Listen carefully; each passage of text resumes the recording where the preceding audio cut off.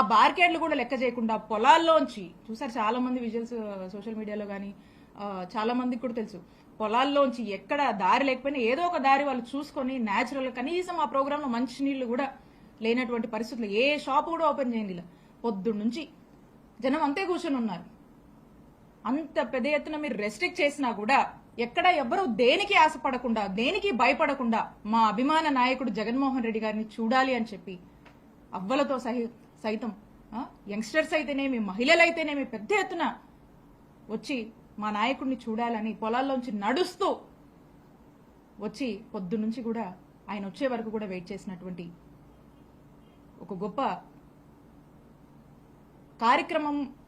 అంటే ఏ విధంగా ప్రజలు ఎదురు చూసి ఎటువంటి ఎక్స్పెక్టేషన్స్ లేకుండా వారి యొక్క అభిమానాన్ని వారి యొక్క మద్దతుని చాటుకున్నారనేది మనకు మొన్న మన పల్నాడులో సత్తెనపల్లిలో జరిగినటువంటి ప్రోగ్రాం మన కళ్ళ ముందే మనకు సాక్ష్యం చెప్తా ఉంది.